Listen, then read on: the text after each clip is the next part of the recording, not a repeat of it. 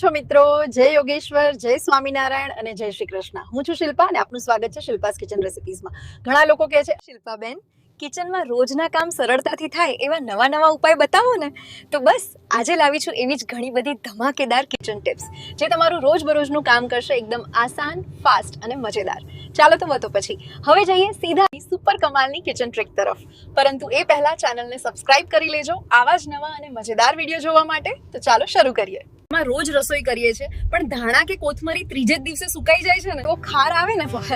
બસ કાલે જ તો લાવી હતી, પણ હવે ચિંતા નહીં, રાખો આ નાનકડી પણ કમાલની ટિપ. તો પહેલા રીલને સેવ કરી લો, કેમ કે આવી ટિપ્સ વારંવાર હાથમાં નથી આવતી.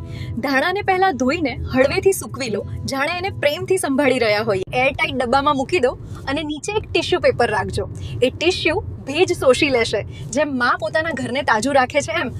અને તમારા ધાણા પણ 10 દિવસ સુધી રહેશે ફ્રેશ જ ફ્રેશ. ટ્રાય કરીને જોવું એકવાર, પછી તમારું દિલ પણ બોલી ઉઠશે, વાવ. એટલી કામની ટિપ છે. લાઈક કરો, શેર કરો અને ફોલો કરવાનું ભૂલશો નહીં, કારણ કે આવી નાની નાની વાતો જ તો રસોઈને આનંદમય બનાવે છે. તમને ખબર છે, આજે હું લાવી છું એવી સુપર યુઝફુલ કિચન ટિપ્સ જે તમને રોજિંદા રસોડાના કામમાં ખૂબ મદદરૂપ થશે. તો પહેલા તો આ રીલ સેવ કરી લેજો, કારણ કે આવી ટિપ્સ વારંવાર નહીં મળે. હવે સાંભળો, ડુંગળી કાપતા આંખ બળે છે ને, આજે એની એક મજેદાર ઉપાય કહું. ડુંગળી કાપતા પહેલા એને 10 મિનિટ ફ્રીજમાં મૂકી દો અથવા એને થોડા સમય માટે પાણીમાં ડુબાડી દો. એમ કરશો તો જે ગેસ આંખને બળાવે છે એ ઘટી જશે અને પછી આંખમાંથી પાણી નહીં આવે, આંખો નહીં બળે અને બિલકુલ આરામથી ડુંગળી કાપી શકશો. ટીપ ગમી હોય તો લાઈક દબાવી દેજો અને કમેન્ટમાં જરૂર કહેજો કે આ ઉપાય તમે અજમાવ્યો કે નહીં. તમારા ફ્રેન્ડ્સ અને ફેમિલી સાથે પણ શેર કરી દેજો, તેથી એમને પણ રોજિંદા કિચનનો સમય અને આંખનું બળવું બંનેથી રાહત મળે. આવી જ નાની પણ કાલની યુઝફુલ ટિપ્સ માટે મારી ચેનલને ફોલો અને સબસ્ક્રાઇબ કરવાનું ભૂલશો નહીં, કારણ કે અહીં મળે છે દરેક દિવસની કિચન સ્માર્ટનેસ. Thank you.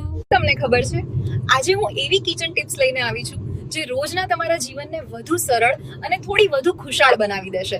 તો બસ એ જ માટે આ ટિપ્સ છે, નાની નાની પણ દિલથી ઉપયોગી. સૌ પ્રથમ આ રીલ સેવ કરી લેજો, કારણ કે આવી વાતો રોજ સાંભળવા નથી મળતી.